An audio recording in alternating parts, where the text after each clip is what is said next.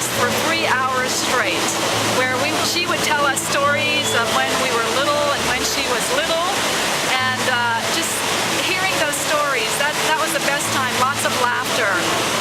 Hearing my mother laugh is one of the joys of my life. My husband now tells me that he can pick me out in a room because of my laughter, so I know I got that from her.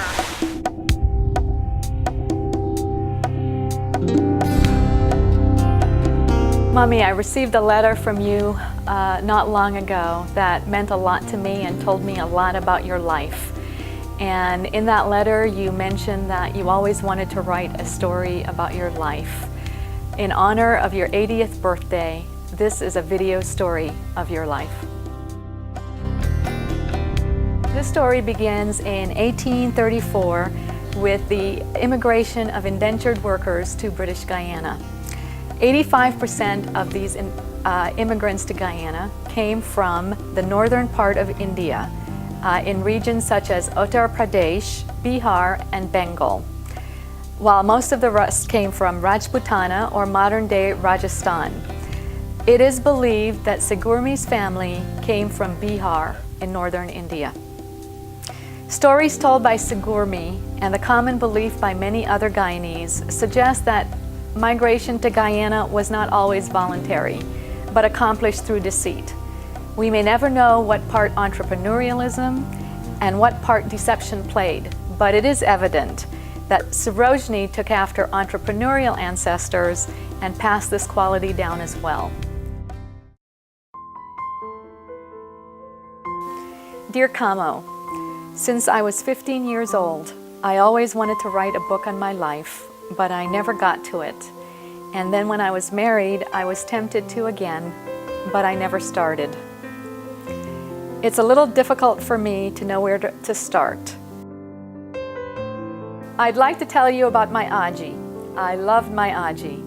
Papa loved his mother too. And I remember when they do anything like make a match or weddings, they would consult her first, and she put the rules, and they followed them. And whatever she says, according to tradition, Ma and Mama still carry on. Even after she passed away, they carried on her rules. As far as I know, many parents were very poor. Little things I remember, since Dato was a baby, I was about 4 or 5 years old. We were supposed to go over to a new house that Papa built himself. He built a house with 1 bedroom, a living room, and kitchen.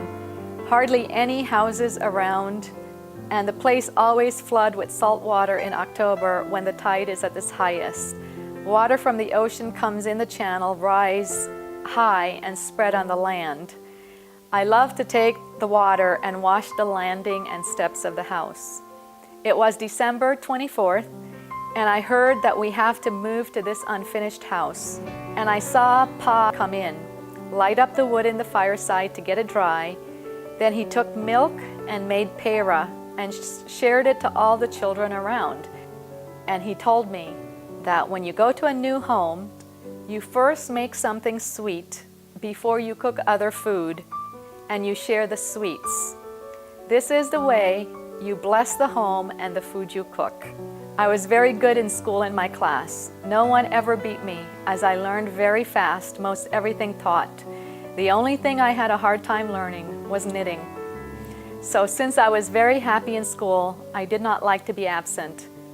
I would like my grandchildren to know that their grandmother loved school, and she was always in first place in class all through the years she went to school.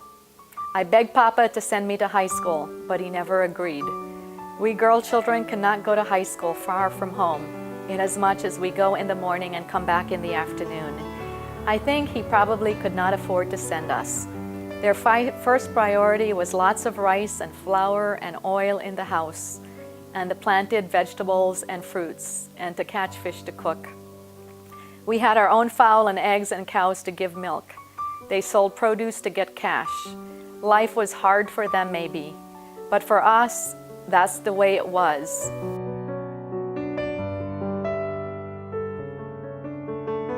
We as children appreciated every little thing that we got. We were excited every Saturday when Mama came home from the market and she buy sweet cake and cloth to make clothes. At Christmas, Mama baked fruit cake, maybe ginger beer, and then they will kill sheep and divide it among my uncles and aunts, and that's how we spent Christmas. The youngest will get a toy, the older ones didn't get anything. We were sad when we couldn't have dollies, but I remember one Christmas, Papa brought 2 plastic dolls for me and Sarani. We thought we had the whole world. I remember that it lasted only 2 days. It was so fragile. I remember that the main gifts were what we call blow-blow, a hollow wood with fancy feathers and balloon at the end. You blow and it makes noise. Sometime we take rags and make dolls. But tell you the truth, doll playing did not last long for me. At 7 years old, I take care of my younger brother or sister as they came along every 2 years. As you know, I have 5 brothers and 4 sisters and lots of cousins, too many to count, but they were all like my brothers and sisters. I love you, my darling daughter, Mommy.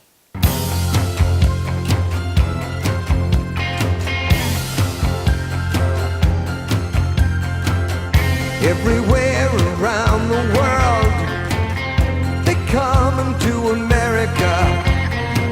Every time that flag's unfurled, they come into America. Got a dream to take them there. They come into America. Got a dream they come to share. They come into America. They come into America. They come into America. They come into America. They come into America today.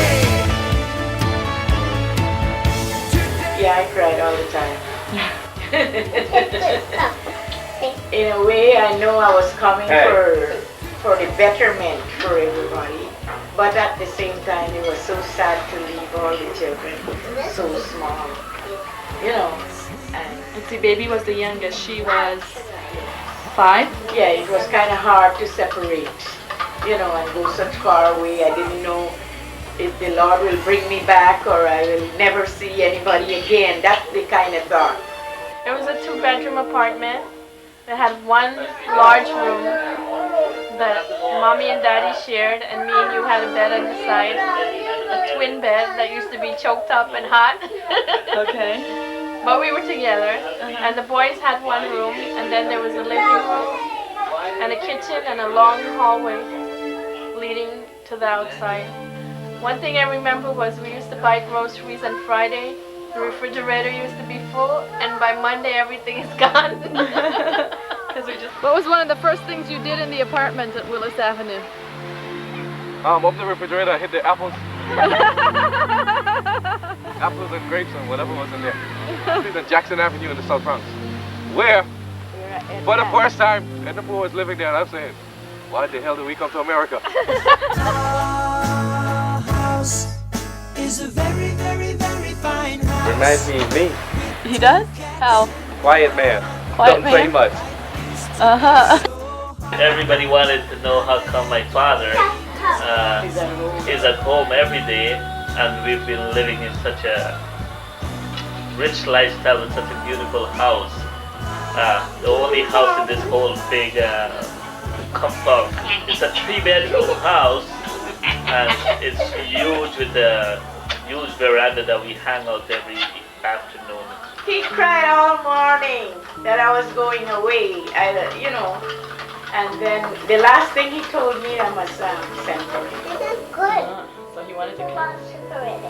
He didn't decide that all the time, but you know, but just seeing reality now that I'm going now, that he cried all morning and he said that I must make way for him.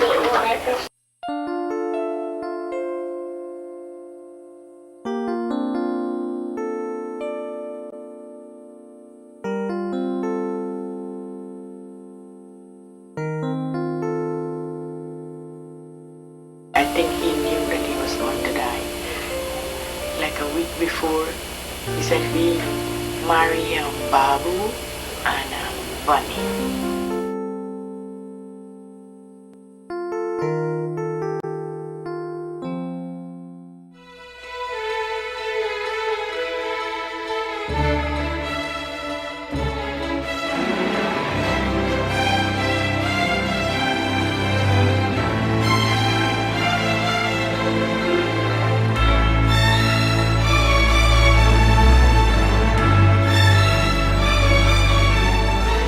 My mother is an intelligent, courageous woman of indomitable spirit.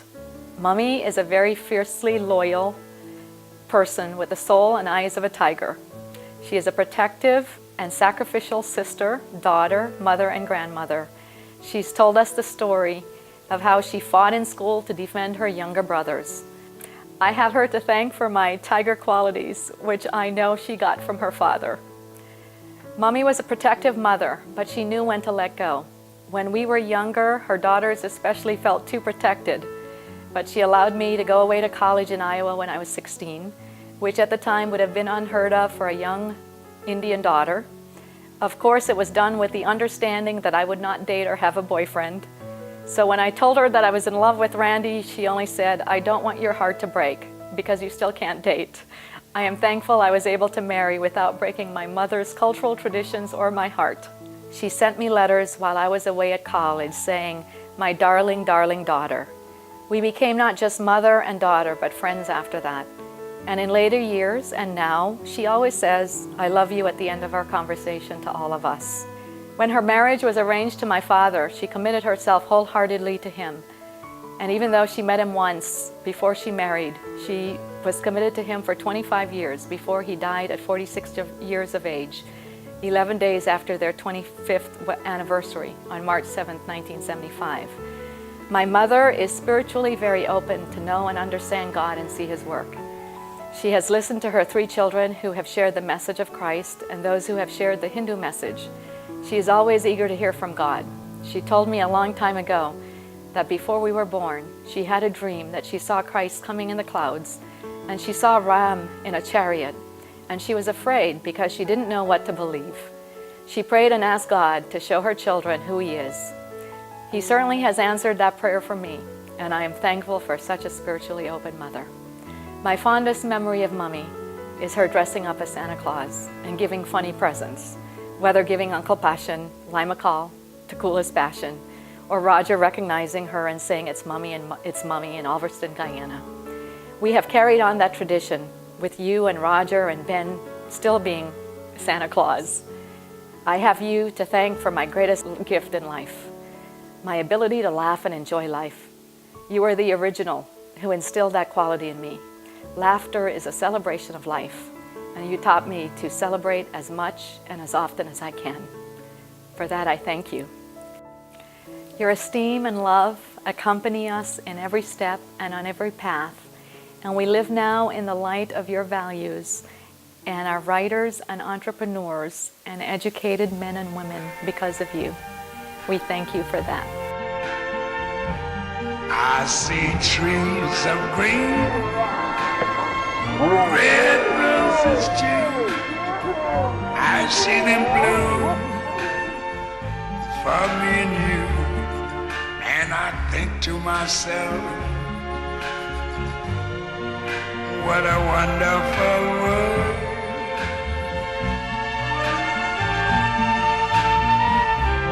I see skies of blue and clouds of white, the bright blessed day, the dark sacred night. And I think to myself, what a wonderful world.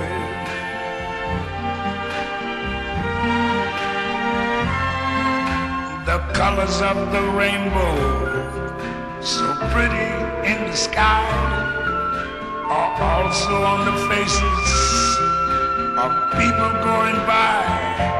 I see friends shaking hands, saying, how do you do? They're really saying, I love you. I hear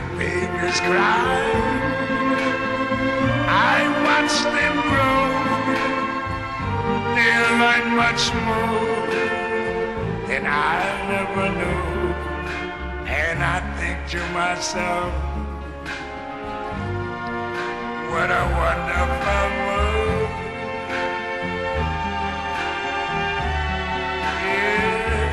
Yes, I think to myself, what a wonderful world.